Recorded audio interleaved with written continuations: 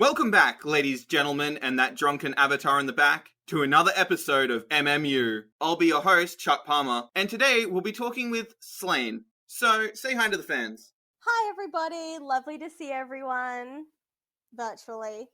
So, let's get with the first question I asked Poltergeisha. Characters. Tell us about it. Name, race, and general playstyle. So, as I said, my name is Slain, and I'm going to be playing Zara Grimclaw. She's a shifter bloodhunter of the Order of the Lycan. So, generally, Zara is pretty quiet. She doesn't want to be the leader of the group, but when it comes to combat, she wants to be way up there in the front, just knocking the enemy's health bar down by as big a number as she can.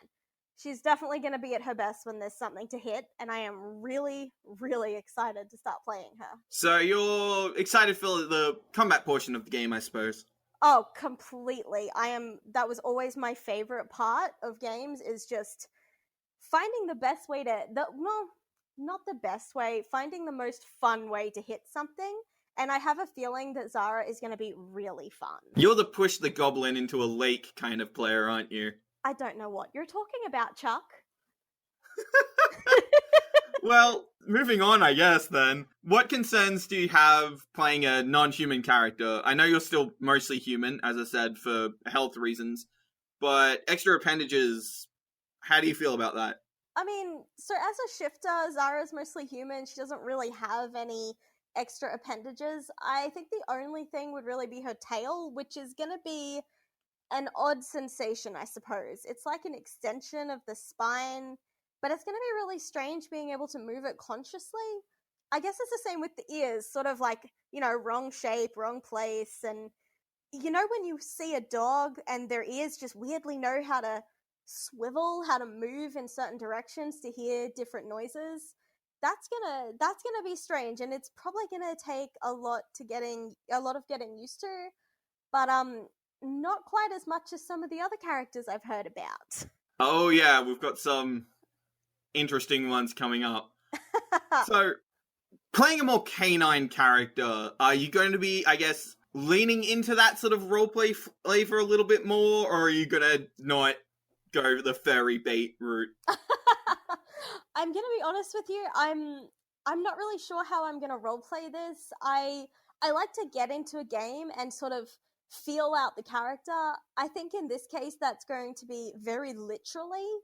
And once I get a good feel for the mechanics of the game, I'll probably see how she, slides into her personality. But I would definitely really like to play on this canine thing. As a shifter, she can shift into a much more bestial form. So it's going to be really interesting seeing how I can make that sort of play off her personality. I'm really excited, in case you can't tell. Yeah, I think we all are.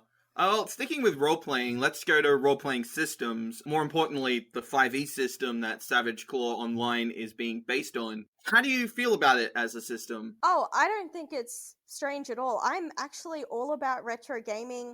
I don't do a ton of VR stuff, and this total body immersion pod is a really new experience for me.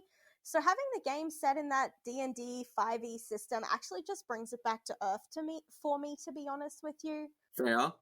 Alright, moving on, I suppose, to more general game terms. So, you'll be building up the settlement of Rivernest. How much do you think you'll be focusing on that versus the more traditional loot, kill, and quest? I mean, you already said you're enthused for the combat section, but what about the rest of it?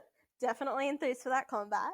I'm actually pretty excited to experience this unique side to the game. I know that's not going to be something that is available for the general player, so it's going to be pretty unique to us, but I have no doubt that our stream will not be lacking in any loot, kill, and quest time. But I feel like the settlement building will really add another unique dimension, and hopefully viewers will really enjoy watching our characters and our relationships build along with Rivernest. I guess you've already answered, can you tell us what you're most looking forward to? So, changing the question a little bit, you are playing a Bloodhunter, correct? Sure am.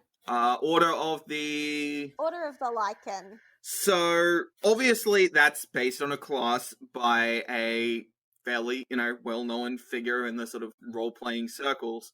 What made you choose it? So, speaking of that certain well-known figure in certain role-playing circles, I actually really admire his work, and this Bloodhunter class looks like nothing I have ever played before. I played a lot of D&D throughout the years, 5e, as I mentioned, being my favorite system so far.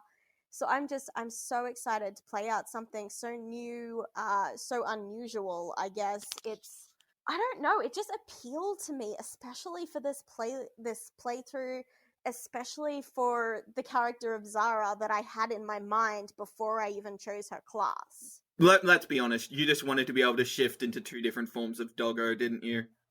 Oh, come on, all the doggos. Who doesn't want to be doggo? True enough.